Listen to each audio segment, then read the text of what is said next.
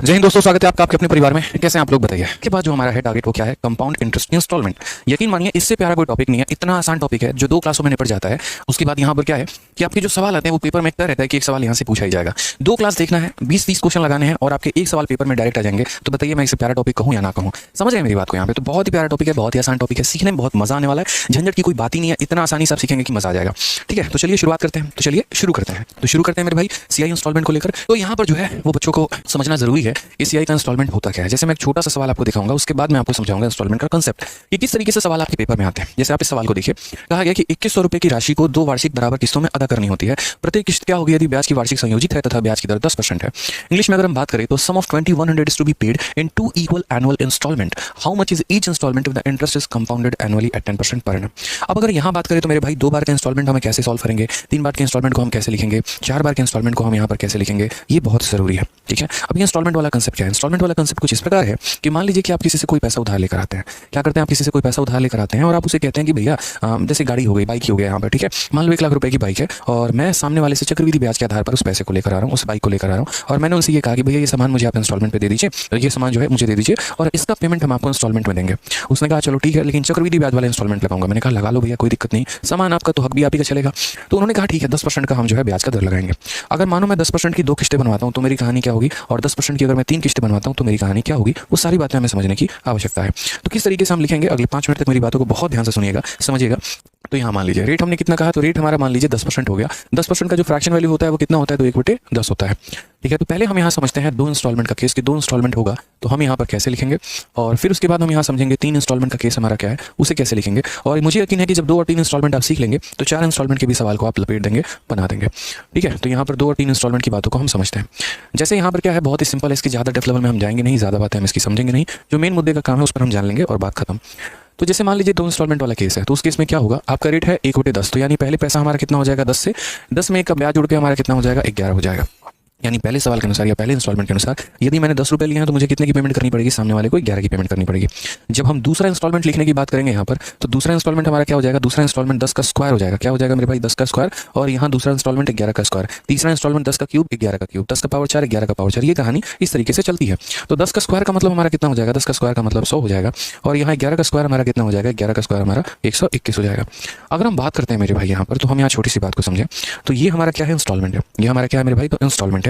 और इंस्टॉलमेंट कभी भी जो आप कंपाउंड इंटरेस्ट में पे करते हैं वो आप बराबर किस्तों को पे करते हैं, बराबर। यहाँ पर इंस्टॉलमेंट मीन क्या होता है रोहित यादव जी, मान लीजिए किसी पैसे को आपने उधार लिया लेकिन उस पैसे को आप एक बार में ना देकर आप उसको टुकड़े में देने की बात करते हैं, तो वही इंस्टॉलमेंट कहलाता है। 10 रुपये का मैं पेन लेकर आया लेकिन मैंने इसको 10 रुपये में ना देकर 1-1 रुपये की मासिक किस्तें मैंने भरी है, वो इंस्टॉलमेंट होता है। ठीक है, कोई भी चीज़ आजकल आप सुन रहे हैं ना, मैंने ईएमआई पर उठाया, कार ईएमआई पर लोग खरीदते हैं, बाइक ईएमआई पर खरीदते हैं, मोबाइल तक भी ईएमआई पर खरीदते हैं, फ्लैट ईएमआई पर खरीदते हैं। तो ईएमआई का मतलब ईजी मंथली इंस्टॉलमेंट होता है।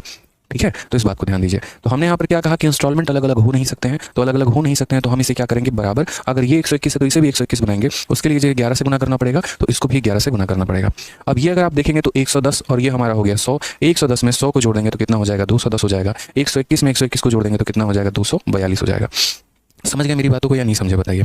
यानी इसका मतलब यहाँ पर क्या होता है, तो इसका मतलब यहाँ पर ये हो जाता है, अच्छा इन दोनों का डिफरेंस कितने का हो गया, तो ये वो पैसा था जो हमने उधार लिया, इतना मुझे देना था, 242 में से 10 घटा देंगे तो 32 हो जाएगा। अब आपके मन में काफ़ी सारे सवाल होंगे कि इसमें इंस्टॉलमेंट कौन है और इसमें बाकी चीज़ें कौन है, तो हम आपको एक एक करके समझाते हैं कि इसमें एक एक चीज़ को यहाँ पर क्या कहा गया, कैसे कहा गया। ये 210 जो होता है ना, ये वो प्रिंसिपल होता है जो आप उधार लेते हैं। यानी अगर हम बात करें तो इंग्लिश में इसे क्या कहते हैं, प्रिंसिपल कहते हैं, और हिंदी में ये वो पैसा है जो हमने उधार लिया है। ये वो पैसा है जितने का हमने क्या लिया है, तो ये वो अमाउंट है जितने का हमने उधार लिया है। यानी अगर हम किसी दुकान में जा रहे हैं और मुझे कोई वस्तु पसंद आ रही है तो उसकी कीमत इतनी है, उधार लिया गया पैसा है, ये उधार लिया है इतने का पैसा। ठीक है, उसके बाद जैसे मान लो कि मैं पहुंचा, मैंने कहा भैया ये पेन दे दो, और ये पेन की कीमत कितनी है, तो 210 रुपये है। यदि मैं इसको 2 किस्तों में भरूंगा 10% के हिसाब से, तो इसमें दुकानदार को फायदा क्या है, यानी किसी चीज़ की आप पेमेंट अगर ऑन द स्पॉट कर देते हैं तो दुकानदार को कोई दिक्कत नहीं। 210 रुपये का मार्कर है, उसी समय मैंने दुकानदार को 210 रुपये दे दिए, उसको कोई परेशानी नहीं हुई। लेकिन मैंने कहा नहीं भैया मैं इसको 2 इंस्टॉलमेंट में दूंगा, ठीक है प्लीज़ यहाँ पर कुछ गुंजाइश कर दो। तो उसने कहा भैया इसमें मेरा क्या फायदा है, महंगाई दिन बर दिन बढ़ती चली जा रही है, चीज़ें मेरी भाई बढ़ती चली जा रही हैं। आप तो अगर मान लो कि एक साल में कितना रुपया दोगे, फिर अगले साल में मुझे इतना दोगे, मैं 2 साल तक आपके पैसे का वेट करूंगा क्या, मुझे कुछ फायदा कराओगे तब तो मेरी बात होगी, तब तो मैं आपको इंस्टॉलमेंट पे दूंगा। तो उसने क्या किया, इस पैसे पर 10% के हिसाब से मेरी इंस्टॉलमेंट बना दी, मेरी किस्तें बना दिया। तो बाद में मुझे पता चला कि अगर मैं ऑन द स्पॉट पेमेंट करूंगा तो इतना करना पड़ेगा, और यदि मैं इसकी 2 किस्तें बनवाऊंगा तो 2 किस्तों के बाद मुझे कितने की पेमेंट करनी होगी, 242 की। यानी ये हमारा क्या हो जाता है, तो ये हमारा अमाउंट हो जाता है। यानी इतने रुपए मुझे क्या करने हैं, तो इतने रुपए मुझे सामने वाले को देने हैं। इतने रुपए मेरे भाई मुझे क्या करने हैं, इतने रुपए का मुझे उधार देना है। तो यहाँ पर हम क्या बोलेंगे, पैसा देना है। ये कौन सा है, तो ये पैसा देना है। ठीक है, ये पैसा मेरे भाई क्या करना है, तो ये पैसा देना है। अब चूंकि मुझे इतने रुपए देने हैं, उसने इंस्टॉलमेंट बनाई, तो इसी पैसे को मैंने दो किस्तों में बांट दिया। पहला वाला किस्त मेरा 121 रुपये का और दूसरा वाला किस्त मेरा 121 रुपये का। तो ये जो 121 हो जाता है, इसी को हम क्या कहते हैं, इसी को मेरे भाई इंस्टॉलमेंट कहते हैं, इसी को हम किस्त कहते हैं यहाँ पे।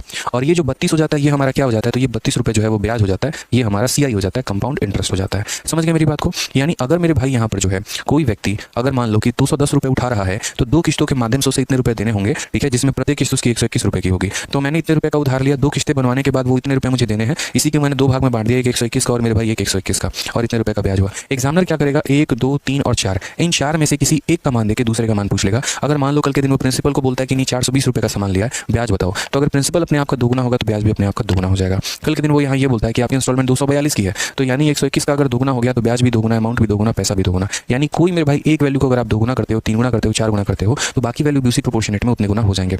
अब रह गई बात यहाँ पर 11 से गुना क्यों करते हैं। मैं यहाँ 2 इंस्टॉलमेंट भर रहा हूँ और दोनों के दोनों इंस्टॉलमेंट को मैं बराबर भर रहा हूँ, तो ऐसा नहीं हो सकता कि एक इंस्टॉलमेंट मेरा 121 का होगा और दूसरा मेरा 11 का होगा। मैं भरूंगा तो दोनों को बराबर भरूंगा। ये मेरा इंस्टॉलमेंट नंबर 1 था और ये मेरा इंस्टॉलमेंट नंबर 2 था, तो दोनों इंस्टॉलमेंट मेरे बराबर होने चाहिए, इसलिए मैंने 11 से गुना किया है। अब देखिए, इसको आप महारत हासिल तब करेंगे जब इसके ऊपर 2 से 3 सवाल आप लगा लेंगे ना, तो बहुत अच्छे तरीके से आपको क्लियर हो जाएगा। ठीक है, तो सबसे पहले यहाँ पर हम शुरुआत करते हैं। सबसे पहले सवाल नंबर 1, 3 इंस्टॉलमेंट भी बताऊंगा, सब्र रखो। पहले 2 इंस्टॉलमेंट के कुछ क्वेश्चंस को हम लोग करते हैं। जैसे यहाँ पर सवाल में देखिए क्या कहा है, 2100 रुपये की राशि को 2 वार्षिक बराबर किस्तों में, देखो यहाँ शब्द आ गया कि नहीं आ गया आपका, और ये शब्द क्या आ गया, वार्षिक भी और साथ में बराबर किस्त भी। तो 2 वार्षिक बराबर किस्तों में अदा करनी है। प्रत्येक किस्त क्या होगी, यदि ब्याज की वार्षिक संयोजित होती है तथा ब्याज का दर 10% होता है। तो मैंने कहा ठीक है, समझिएगा इस बात को। रेट हमारा कितना है, तो रेट हमारा 10% है। 10% के लिए हम क्या लिखते हैं, 1/10 लिखते हैं। तो पहले वाले इंस्टॉलमेंट के लिए पैसा हमारा 10 से 11 हो जाएगा, दूसरे वाले के लिए 10 का स्क्वायर यानी कितना हो जाएगा 100, और 11 का स्क्वायर हो जाएगा 121। चूंकि हमारे ये दोनों इंस्टॉलमेंट बराबर है, और अगर ये दोनों इंस्टॉलमेंट बराबर है तो हम इसे बराबर करेंगे। ये अगर हमारा 121 है तो इसे भी 121 करेंगे, उसके लिए इसको कितने से गुना करना होगा, 11 से। तो मेरे भाई इसे भी किससे गुना करेंगे, 11 से। समझ गए इस बात को? यानी ये हो गया 110 और ये हो गया 100, तो 110 और 100 मिलकर कितना बना देगा, 210 बना देगा। 121 और 121 मिलकर कितना बना देगा, 242 बना देगा। अब इस सवाल में आप यहाँ पर ये देखिए कि आपको दिया क्या है और आपसे पूछा क्या है।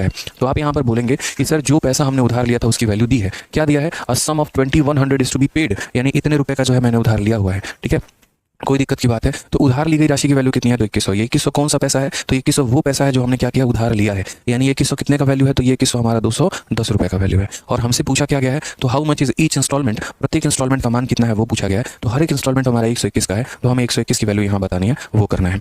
210 से ये कितनी बार में जाएगा, 10 बार में। 121 को 10 से गुना करोगे, आंसर 1210 आएगा। ये हमारा करेक्ट आंसर है, ऑप्शन नंबर ए जो होगा बिल्कुल सही उत्तर होगा।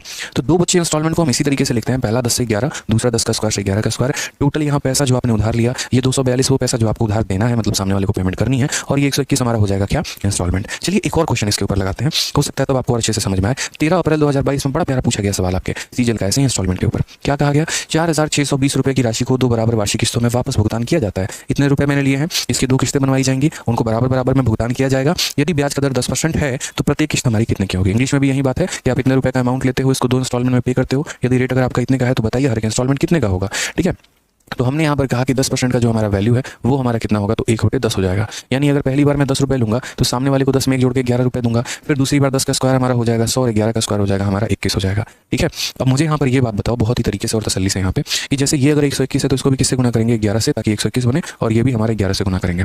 समझ गया मेरी बात को यहाँ पे? तो 110 और 100 कितना हो जाएगा मेरे भाई, 210 हो जाएगा। 121 कितना हो जाएगा, 242 हो जाएगा। क्वेश्चन में आप ये देखो आपको दिया क्या और आपसे पूछा क्या है, तो इतने रुपए की 2 वार्षिक किस्त में भुगतान करनी है। यानी ये जो है हमारा 4620 रुपए है, ये पैसा मुझे सामने वाले को पे करना है। यानी ये मेरा प्रिंसिपल है, और ये मेरा प्रिंसिपल है, तो कितने की वैल्यू है, 210 की। जिसकी वैल्यू होती है उसे हम डिवाइड करते हैं, और जो पता करना होता है उससे गुना करते हैं। पता यहाँ पर क्या करना है, हर एक इंस्टॉलमेंट की वैल्यू पता करनी है। तो हर एक इंस्टॉलमेंट की वैल्यू हमारी कितनी है, तो 121 है, यानी उतने की वैल्यू हम बताएंगे। 0 से हमारा 0 खत्म है, 21 से हम काटेंगे तो 2 बार में 42 और 2 बार में 42। अब अगर हम यहाँ मल्टीप्लाई करें दोस्त, तो देखो 22 का 1 गुना, 22 का 2 2 मन में, 22 का 2 गुना 44 और 2 46 का 6 4 मन में, 22 से कम 22 और 4 कितना हो गया, 22 और 4 26, 2662। ऑप्शन नंबर जो ए है वो हमारा क्या है, करेक्ट आंसर है। ऑप्शन नंबर जो ए है वो हमारा क्या है, करेक्ट आंसर है। जी, नेक्स्ट क्वेश्चन की बात करते हैं। अगला सवाल हम लोग यहाँ देखते हैं। अगला सवाल हमारा क्या कहा गया, 6800 रुपये उधार लिया गया जिसका ब्याज सहित 2 समान वार्षिक किस्तों में भुगतान करना है। यदि ब्याज वार्षिक रूप से संयोजित है और उसका रेट 12.5% है तो प्रत्येक किस्त कितनी होगी। सेम तरीके से आप यहाँ पर सवाल को बना पाएंगे। ठीक है, तो नीरज ने कितने रुपए का लोन लिया, तो Neeraj took ₹6800 as a loan which along with interest is to be repaid in 2 equal installment. Rate of each installment is 12/2%. Then value of each installment is, यानी जो हमारा है वो कितना है, तो 12.5% का रेट है। 12.5% हमारा किसके बराबर है, तो 1/8 के बराबर है। यानी पैसा हमारा कितना हो गया, तो 8 से कितना हो गया, तो 9 हो गया। दूसरा हमारा 8 का स्क्वायर 64 हो जाएगा, 9 का स्क्वायर हमारा हमारा 81 हो जाएगा। ठीक है, क्या ये दोनों बराबर है? तो बोलोगे हाँ सर बराबर है। अगर ये दोनों हमारा बराबर है तो जैसे मान लीजिए इसे 9 से गुना करेंगे तो इसे भी किससे गुना करेंगे? 9 से। 9 क्या हो जाता है? तो 9 72 हो जाता है। ये हमारा क्या हो जाता है? 64 हो जाता है। ठीक है, तो ये हमारा टोटल कितना हो गया? तो बोलोगे सर ये टोटल आपका 136 हो गया। अब इस सवाल में अगर हम बात करेंगे तो इस सवाल में हमसे दिया क्या और हमसे पूछा क्या है?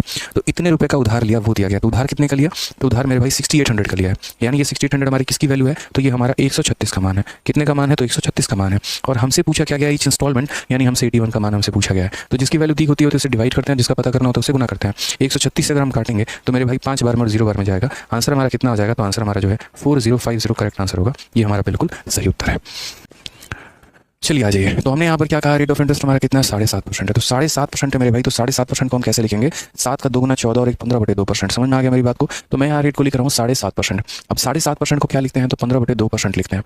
ठीक है, ये जो परसेंटेज हटेगा तो नीचे कितना आएगा? 100 आएगा। तो इतने परसेंट को अगर हम लिखेंगे यहाँ पर तो कितना हो जाएगा? 15 बट्टे कितना हो गया? 2। इस प्रतिशत को हटा दो तो नीचे आ जाएगा तुम्हारा 100। 5 से हमारा 3 बार में और 5 से हमारा 2 बार में, तो 3 बट्टे कितना हो जाएगा? 40। कितना हो जाएगा? 3 बट्टे हो जाएगा हमारा 40 हो जाएगा। ठीक है, क्लियर है ये बात? यहाँ पे कोई परेशानी की बात है? आ जाइए चलिए नेक्स्ट यहाँ पर कहा गया। तो Surekha borrowed sum of money and return it in 2 equal instalment of इतना, each rate of interest was इतना, टोटल इंटरेस्ट पेड इज। यानी अगर हम मान लीजिए कि 40 रुपये उधार लेते हैं तो 40 में 3 का ब्याज जोड़ के कितना देंगे? तो 43 देंगे। अगली बार यहाँ पर क्या करेंगे? 40 का स्क्वायर यानी कितना हो जाएगा? 1600 हो जाएगा। और यहाँ 43 का स्क्वायर, 43 हमारा क्या है? 50 से मेरे भाई कितना कम है? ठीक है, तो यहाँ पर जो है वो 50 से हमारा 7 की कमी है। अब 7 की कमी है तो यहाँ पर क्या हो जाएगा? 50 में हमारा 7 की कमी है, तो 50 में 7 की कमी है तो 25 में 7 कम करो तो 18 और 7 का स्क्वायर हो जाएगा 49। अब ये हमारा 43 से है तो ये भी हम क्या करेंगे मेरे भाई? 43 से इसको भी मल्टीप्लाई करेंगे और 43 से मेरे भाई इसको भी मल्टीप्लाई करेंगे। ठीक है, आ जाइए यहाँ पे 4 का 3 गुना 12 और 4 जो कि 16 17 हमारा कितना हो गया? 1720 हो गया मेरा।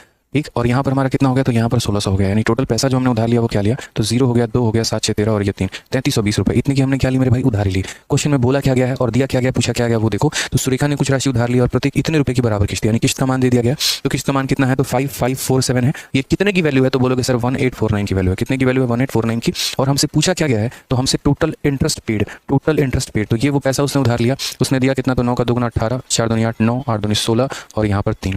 ठीक है, तो ये पैसा उसने उधार लिया था, इतने पैसे उसे देने थे। तो ब्याज हमारा कितने का बना? तो बोलोगे सर ब्याज को देखना पड़ेगा। ब्याज हमारा कितने का हो जाएगा बताइए? तो ये हमारा हो जाएगा, ठीक है, 378 रुपये का ब्याज। कितने का ब्याज हो जाएगा? 378 रुपये का ब्याज। तो क्वेश्चन में जो दिया गया है, यानी ये जो पैसा दिया गया है इंस्टॉलमेंट की वैल्यू है, और जो पूछा गया वो किसका मान पूछा गया? 378 का। तो जिसका मान पूछा गया उससे हम गुना कर देंगे। ठीक है, चलिए आ जाइए। इसका ये 3 गुना अगर सही महीने में आप देखेंगे तो आपको मिल जाएगा, और इसको गुना कर दीजिए तो हो जाएगा 8 24 1134 हमारा करेक्ट आंसर आ जाएगा। ऑप्शन नंबर बी पर बाहुबली जो होगा वो क्या होगा? बिल्कुल सही उत्तर होगा। यार देखो, वीडियो अच्छी लगती है ना तो लाइक जरूर किया करो यार। आप लोगों के लाइक से बहुत मोटिवेशन मिलती है, बहुत हिम्मत मिलती है और पढ़ाने की और अच्छा करने की और बढ़िया कंटेंट लेकर आने की, और साथ में वीडियो को हर जगह पे शेयर भी किया करो।